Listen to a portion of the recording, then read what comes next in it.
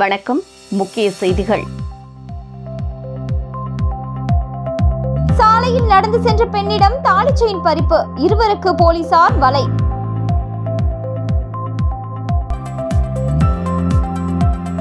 கேரளாவில் கொட்டும் கனமழை, வெள்ள நீரில் தத்தளிக்கும் புதுச்சேரியின் மாகே பகுதி.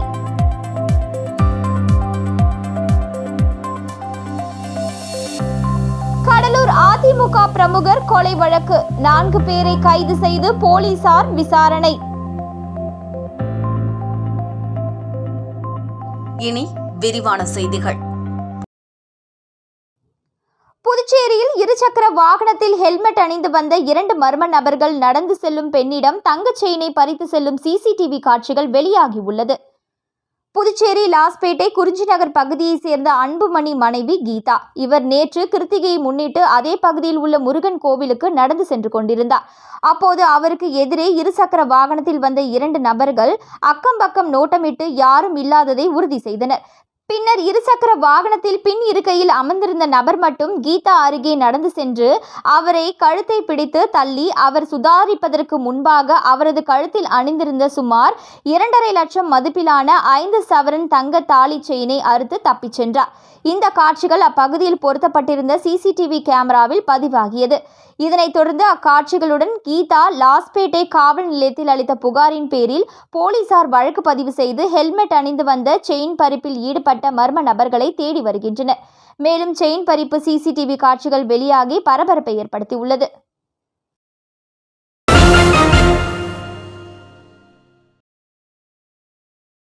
கடலூர் அதிமுக பிரமுகர் புதுச்சேரியில் வெட்டி கொலை செய்யப்பட்ட வழக்கில் 4 பேரை பிடித்து போலீசார் தீவிர விசாரணை செய்து வருகின்றனர். மேலும் தலைமறைவாக உள்ள 3 பேரையும் தேடி வருகின்றனர்.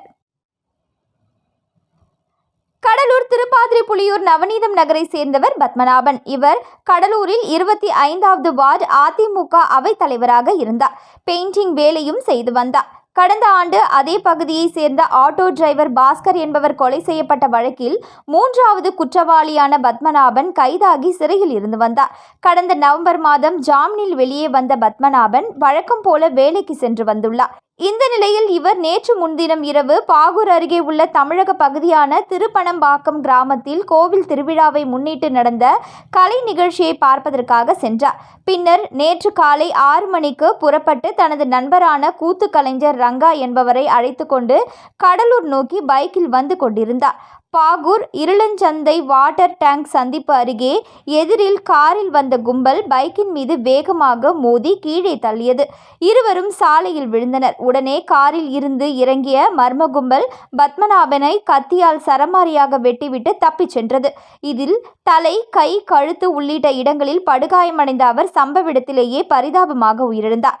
கொலை சம்பவம் தொடர்பாக புதுச்சேரி பாகூர் போலீசார் வழக்கு பதிவு செய்து விசாரணை நடத்தினர்.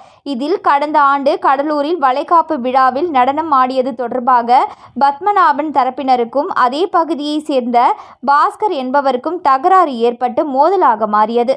இதில் பாஸ்கர் கொலை செய்யப்பட்டார். இந்த வழக்கில் பத்மநாபன் உள்ளிட்டோரை போலீசார் கைது செய்து சிறையில் அடைத்தனர். இந்த நிலையில் கடந்த நவம்பர் மாதம் சிறையில் இருந்து வெளியே வந்த பத்மநாபன் வெட்டி படுகொலை செய்யப்பட்டதால் பாஸ்கர் கொலைக்கு பழிவாங்கும் நோக்கில் பத்மநாபன் வெட்டி கொலை செய்யப்பட்டாரா அல்லது வேறு ஏதாவது காரணமா என போலீசார் விசாரணை நடத்தினர். போலீசார் முதற்கட்ட விசாரணையில் கடலூரை சேர்ந்த 7 பேர் இதில் சம்பந்தப்பட்டிருப்பது தெரியவந்தது. இதனையடுத்து கொலை வழக்கில் தொடர்புடைய கடலூரை சேர்ந்த அன்பு, வித்யாதரன், நேதாஜி, அன்பரசன் ஆகிய 4 பேரை கடலூர் போலீசார் கைது செய்து புதுச்சேரி போலீசாரிடம் ஒப்படைத்தனர். கைது செய்யப்பட்ட 4 பேரையும் புதுச்சேரி போலீசார் ரகசிய இடத்தில் வைத்து கொலைக்கான காரணம் குறித்து விசாரணை நடத்தி வருகின்றனர். இந்த வழக்கில் தொடர்புடைய மேலும் 3 பேரை தொடர்ந்து போலீசார் தேடி வருகின்றனர்.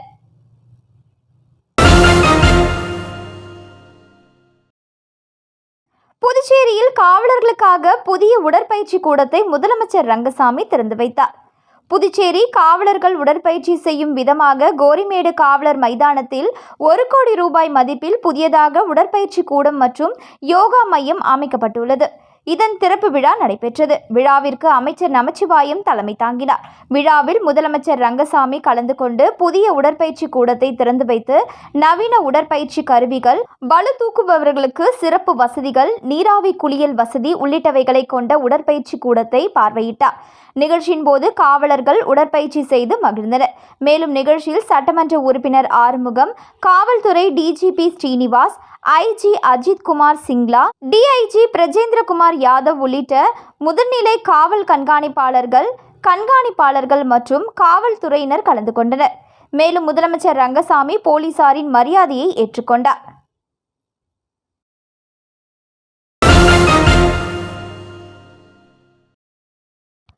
கடலும் ஆறும் சங்கமிக்கும் புதுச்சேரி வீராம்பட்டினம் பகுதியில் உள்ள சதுப்பு நில பகுதியில் ஏற்பட்ட தீயை தீயணைப்பு வீரர்கள் அணைத்தனர். புதுச்சேரி அரியாங்குப்பம் தொகுதிக்கு உட்பட்ட வீராம்பட்டினம் பகுதியில் கடலும் ஆறும் சங்கமிக்கும் அந்த பகுதி அருகே சதுப்பு நிலம் உள்ளது. இந்த நிலையில் நேற்று மாலை திடீரென மரங்களில் தீப்பிடித்து எரிந்தது.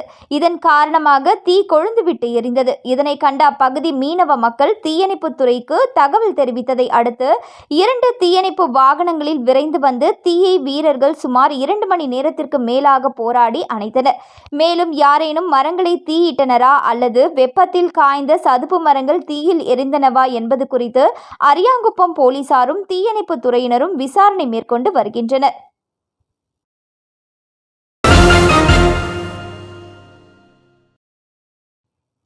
மத்திய பட்ஜெட்டில் புதுச்சேரிக்கு போதிய நிதி ஒதுக்காமல் கூட்டணி கட்சிக்கும் பிரதமர் மோடி துரோகம் செய்துள்ளதாக முன்னாள் முதலமைச்சர் நாராயணசாமி குற்றம் சாட்டியுள்ளார். இதுகுறித்து காங்கிரஸ் கட்சி அலுவலகத்தில் செய்தியாளர்களை சந்தித்த முன்னாள் முதலமைச்சர் நாராயணசாமி, ஒன்றிய பட்ஜெட்டில் நிதி ஒதுக்காததால் நிதி ஆயோக் கூட்டத்தை தமிழக முதலமைச்சர் மற்றும் இந்தியா கூட்டணி ஆளும் மாநில முதல்வர்களும் புறக்கணித்தார்கள். ஆனால் பாஜக கூட்டணியில் உள்ள புதுச்சேரி முதலமைச்சர் ரங்கசாமி பிரதமர் மோடி தலைமையில் நடைபெற்ற நிதி ஆயோக் கூட்டத்தை புறக்கணித்ததன் மூலம் முதலமைச்சருக்கு புதுச்சேரி மாநில மக்கள் நலனில் அக்கறை இல்லை என தெரிகிறது. மேலும் பாஜக என்ஆர் காங்கிரஸ் கூட்டணியில் விரிசல் ஏற்பட்டுள்ளதால் இந்த ஆட்சி நீடிக்காது என மக்கள் உணர்ந்திருக்கிறார்கள். இது மாநில வளர்ச்சிக்கு நல்லதல்ல. மத்திய பட்ஜெட்டில் புதுச்சேரிக்கு போதிய நிதி ஒதுக்காமல் கூட்டணிக்கு கட்சிக்கும் பிரதமர் மோடி துரோகம் செய்கிறார். என்ஆர் காங்கிரஸ் கட்சிக்கும் மோடி துரோகம் செய்கிறார். இந்த ஆட்சி நீடிக்காது. கடந்த 10 ஆண்டுகளில் புதுச்சேரிக்கு மத்திய அரசு ஒரு புதிய ரயில் திட்டங்களை கூட கொண்டு வரவில்லை. தற்போது மத்திய ரயில்வே இணையமைச்சர் பல்வேறு ரயில்வே திட்டங்களை நிறைவேற்றப் போகிறோம் என பொய்யான பிரச்சாரம் செய்கிறார் என குற்றம் சாட்டினார். தொடர்ந்து பேசிய அவர், இலவச மனைப்பட்டா விவகாரத்தில் முறைகேடு நடந்துள்ளதாக புதுச்சேரி அரசை எதிர்த்து ஒரு பாஜக அமைச்சரே வழக்கு போட்டுள்ளார். இதுபோன்ற வினோதமான செயல் எந்த மாநிலத்திலும் நடந்தது கிடையாது. அரசு இயந்திரம் முதலமைச்சர் கையில் இல்லை. முதலமைச்சர் ரங்கசாமி டம்மி முதலமைச்சராக இருக்கிறார். அவரை மேலே இருந்து இயக்குகின்றனர். இது முதலமைச்சர் ரங்கசாமிக்கு மிகப்பெரிய அவமானம் என்றார். மேலும் பேசிய அவர், சாலை ஓரங்களில் தரமில்லாத உணவுகள் புதுச்சேரியில் அதிக அளவு விற்பனை செய்யப்படுகிறது. இதனை கண்காணிப்பதற்கு அதிகாரிகள் யாரும் இல்லை. காரைக்காலில் அரசின் நகரமைப்பு குழுமத்தின் ஆவணங்களை போலியாக தயார் செய்து ஏராளமான வீட்டு மனைகள் விற்பனை செய்யப்பட்டுள்ளது. இந்த முறைகேடு தொடர்பாக விசாரணை நடத்த வேண்டும். அதானியின் அழுத்தம் காரணமாக முதலமைச்சர் ரங்கசாமியை மிரட்டி மின்துறையை தனியார் மயமாக்குவதற்கான கோப்பில் கையெழுத்து வாங்கியுள்ளனர்.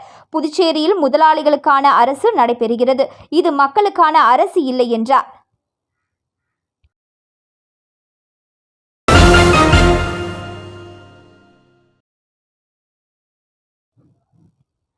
காலி பணியிடங்களை நிரப்ப வேண்டும், விடுபட்ட நோயாளி கவனிப்பு படியினை வழங்க வேண்டும் உள்ளிட்ட பல்வேறு கோரிக்கைகளை வலியுறுத்தி புதுச்சேரி அரசு சுகாதார ஊழியர் சங்கங்களின் சம்மேளனம் சார்பில் அரசு மருத்துவமனை முன்பு தர்ணா போராட்டம் நடைபெற்றது. புதுச்சேரி சுகாதாரத்துறையில் காலியாக உள்ள பணியிடங்களை நிரப்ப வேண்டும், விடுபட்ட நோயாளி கவனிப்பு படி வழங்க வேண்டும், நிலுவையில் உள்ள நர்சிங் அலவன்ஸ் தொகையை வழங்க வேண்டும் உள்ளிட்ட பல்வேறு கோரிக்கைகளை வலியுறுத்தி புதுச்சேரி அரசு சுகாதார ஊழியர் சங்கங்களின் சம்மேளனத்தினர் 50க்கும் மேற்பட்டோர் அரசு மருத்துவமனை முன்பு தர்ணா போராட்டத்தில் ஈடுபட்டனர். அப்போது தங்களது கோரிக்கைகளை நிறைவேற்ற அரசை வலியுறுத்தி கோஷங்களை எழுப்பினர்.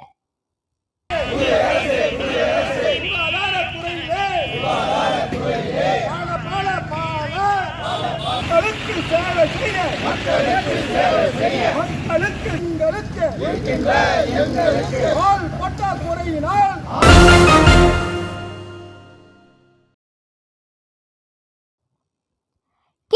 தமிழகத்தில் பெய்து வரும் கனமழை காரணமாக புதுச்சேரியின் மாகே பிராந்தியத்தில் மழைநீர் சூழ்ந்து பொதுமக்கள் வீடுகளை விட்டு வெளியே வர முடியாத சூழ்நிலை ஏற்பட்டிருக்கின்றது. அத்தியாவசிய வாகனங்கள் கூட செல்ல முடியாத நிலை ஏற்பட்டிருப்பதால் பொதுமக்கள் மிகுந்த சிரமத்திற்கு உள்ளாகியுள்ளனர். கேரளாவில் தென்மேற்கு பருவமழை தீவிரமடைந்துள்ள நிலையில் எர்ணாகுளம், இடுக்கி, வயநாடு, திருச்சூர், கண்ணூர் உள்ளிட்ட பல்வேறு மாவட்டங்களில் கனமழை கொட்டி தீர்த்து வருகிறது. இந்த நிலையில் கோழிக்கோடு அருகே உள்ள புதுச்சேரியின் மாகே பிராந்தியத்திலும் கடந்த சில நாட்களாக மழை பெய்து வருகிறது. மேலும் நேற்று இரவு முதல் தொடர்ந்து கனமழை பெய்து வருவதால் மாகேயில் உள்ள பல்லூர், சாலக்கரை, செம்பிரா, பந்தக்கல் ஆகிய தாழ்வான பகுதிகள் முற்றிலுமாக நீரில் மூழ்கியுள்ளன. அந்த பகுதியில் உள்ளவர்கள் தங்களது வீடுகளை விட்டு வெளியே வர முடியாத சூழ்நிலை ஏற்பட்டுள்ளது. மழைநீர் அதிக அளவில் சூழ்ந்துள்ளதால் அத்தியாவசிய வாகனங்கள் கூட செல்ல முடியாத அளவிற்கு அந்த பகுதியில் போக்குவரத்தும் முற்றிலும் பாதிக்கப்பட்டுள்ளது. மழையின் தீவிரம் தொடர்ந்து அதிகரித்து காணப்படுவதால் மழைநீரை வெளியேற்றுவதில் சிக்கல் ஏற்பட்டுள்ளது. இருப்பினும் மழைநீர் சூழ்ந்துள்ள பகுதிகளில் பாதிக்கப்பட்டுள்ளவர்களை பாதுகாப்பான இடங்களில் தங்க வைக்க பிராந்திய நிர்வாகம் நடவடிக்கை எடுத்து வருகிறது. இதனிடையே தொடர் கனமழை காரணமாக மாகேவில் உள்ள கல்வி நிறுவனங்களுக்கு இன்று விடுமுறை அறிவிக்கப்பட்டுள்ளது. மேலும் மாகேவில் உள்ள மையழி ஆற்றின் வழியாக கடலுக்கு வெள்ள நீர் அதிக அளவில் சென்று கொண்டிருக்கிறது. இதனால் ஆற்றிலும் கடலிலும் மீனவர்களுக்கு மீன்பிடிக்க தடை விதிக்கப்பட்டுள்ளது.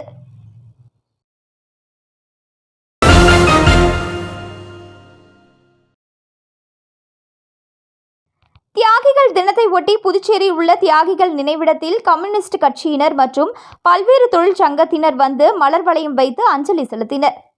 ஆசியா கண்டத்திலேயே முதலில் புதுச்சேரியில் 8 மணி நேர வேலை செய்யும் உரிமை, தொழிற்சங்கம் அமைக்கும் உரிமை, சம வேலைக்கு சம ஊதியம் உள்ளிட்ட உரிமைகள் பெறப்பட்டன. கடந்த 1936ஆம் ஆண்டு ஜூலை மாதம் 30ஆம் தேதி 8 மணி நேர வேலை கேட்டு போராடிய பஞ்சாலை தொழிலாளர்கள் மீது பிரெஞ்சு இராணுவம் துப்பாக்கிச் சூடு நடத்தியது. இந்த துப்பாக்கிச் சூட்டில் 12 பஞ்சாலை தொழிலாளர்கள் கொல்லப்பட்டனர்.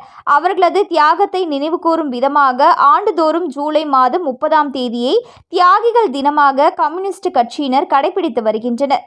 அதன்படி ஜூலை 30ஆம் தேதி தியாகிகள் நினைவு தினம் இன்று அனுசரிக்கப்பட்டது. இதையொட்டி புதுச்சேரி கடலூர் சாலையில் உள்ள தியாகிகள் நினைவிடம் அலங்கரித்து வைக்கப்பட்டிருந்தது.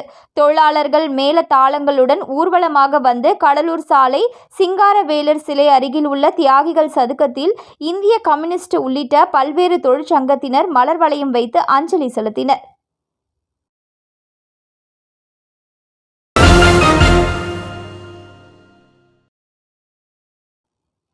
புதுச்சேரியில் பால் கொள்முதல் விலையை உயர்த்தி வழங்க வேண்டும், மானிய விலையில் மாட்டு தீவனம் வழங்க வேண்டும் என்பன பல்வேறு கோரிக்கைகளை வலியுறுத்தி பால் உற்பத்தியாளர்கள் ஆர்ப்பாட்டத்தில் ஈடுபட்டனர்.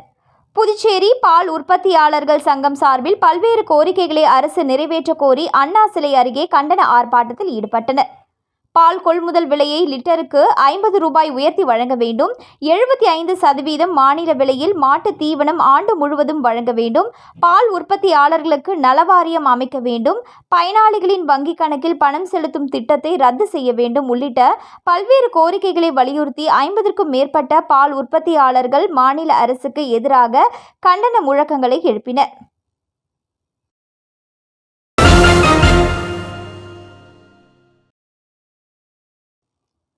பாண்டிச்சேரி சென்ட்ரல் ரோட்டரி சங்கம் சார்பாக தாய் மற்றும் குழந்தை ஆரோக்கியம் குறித்த விழிப்புணர்வு முகாம் ராஜீவ்காந்தி பெண்கள் மற்றும் குழந்தைகள் மருத்துவமனை வளாகத்தில் நடைபெற்றது. இந்த நிகழ்ச்சியில் தாய் மற்றும் குழந்தை ஆரோக்கியம் பற்றிய விழிப்புணர்வு உரையை பாண்டிச்சேரி சென்ட்ரல் ரோட்டரி சங்கத்தின் துணைத் தலைவர் அனிஃபால் நேரு அங்கு கூடியிருந்த குழந்தை பெற்ற தாய்மார்களுக்கு அறிவுறுத்தினார். இம்முகாமை டாக்டர் ரூபி லியோ சிறப்பாக ஏற்பாடு செய்திருந்தார். இம்முகாமின் இறுதியாக 12,500 ரூபாய் செலவில் 60 குழந்தை பராமரிப்பு கிட்களை நிகழ்வில் கலந்து கொண்ட தாய்மார்களுக்கு விநியோகிக்கப்பட்டது. கிட் ஸ்பான்சரை பெற்றுத்தந்த மருத்துவ திட்ட இயக்குனர் டாக்டர் லியோ குணாலன் மற்றும் மனோஜ் ஆகியோருக்கு துணைத் தலைவர் அனிஃபால் கென்னடி நன்றி தெரிவித்தார். இம்முகாமில் ரோட்டரியன்கள் Pratap Chandran, Indernath, Gunasekar, Thomas Cyril, Vinod Nair, doctor Prasanna, செயலாளர் சங்கர், ஆனேட்கல் ருக்மணி, பத்மஸ்ரீ, மேரி கலா மற்றும் குளோத்தின் ஆகியோர் கலந்து கொண்டனர்.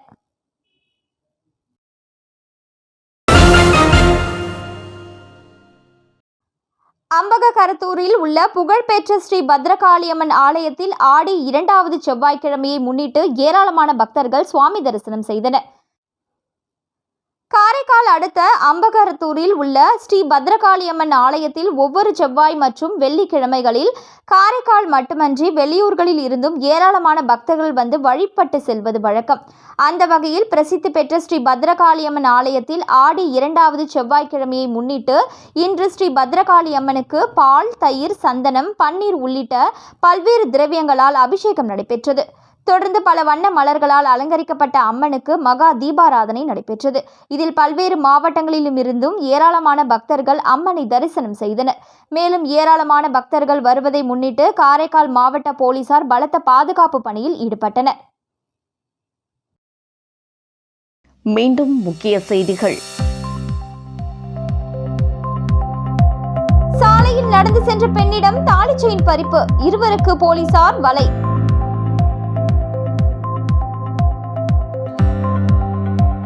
கேரளாவில் கொட்டும் கனமழை, வெள்ள நீரில் தத்தளிக்கும் புதுச்சேரியின் மாகே பகுதி.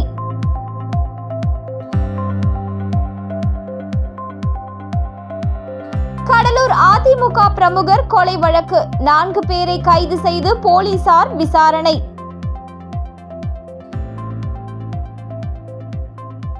இத்துடன் செய்திகள் நிறைவடைந்தன. வணக்கம்.